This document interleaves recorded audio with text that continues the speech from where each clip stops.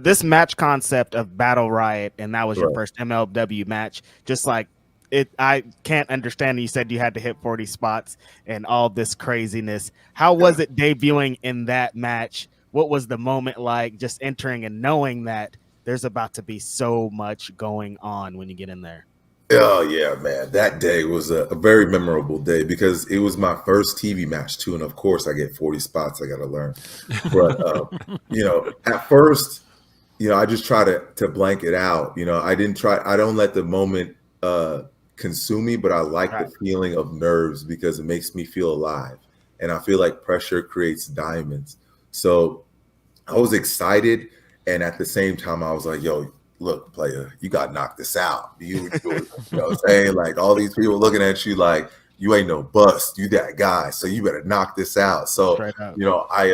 I made it a point to go meet everybody. And even before the matches, I tried to watch as many people on MLW roster as I possibly could to learn their wrestling style, what they were good at, what I can do with them. That way we can make some magic because coming into the deal, I had no idea what I was going to do, but I remember them saying, we want to make you the focal point of the Riot.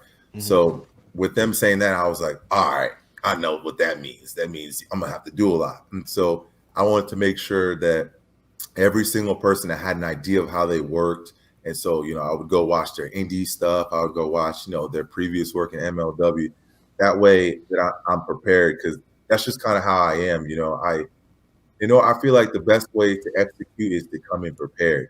And obviously, sometimes you can wing it. Sometimes you can wing it. But for a moment like that, where to be honest with you, I had a chip. I still do have a chip on my shoulder because I came from obviously the WWE thinking I was doing everything right. And then, what happened, COVID, whatever. And so I'm like, yo, if I come over here, I'm going to show them exactly what they missed out. And I'm going to show the fans exactly who I am. Because, nobody knew who I was. When I got released was when people was like, yo, I didn't even know EJ was wrestling. You know what I'm saying? Like Right. a lot of people remembered me from, either football or bodybuilding, but people are like, damn, I didn't even know he was wrestling. And that was like, whew, I must have not been doing enough. I'm going to make that change right now, And so it was an incredible day.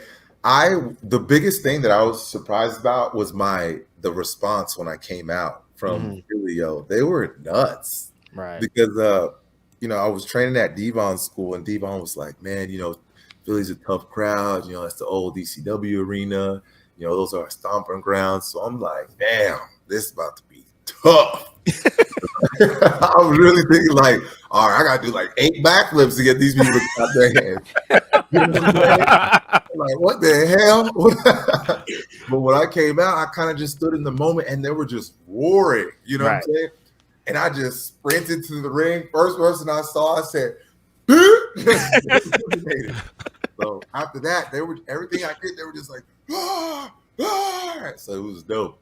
That's why I always say I love y'all. Y'all Philly, they always show so much love every time we go there. Like the first time I went there, I came because I didn't even know about merch. And somebody was like, oh, make sure you have merch, you have t-shirts and stuff to sell. I'm like, yeah, whatever. So I put like a little rinky-dink order in for like 40 shirts, like a couple 8, didn't even know what the hell 8x10s were. Had little 8x10s and stuff. Sold out. And I was like, God, man, I should have brought 100. I should have brought 100. But every time I go there, I bring like a bag full of stuff, and it's gone because they show love. Because they literally watched me from my TV inception till now, and I appreciate them. Even though I'm a bad guy and I don't really care about y'all,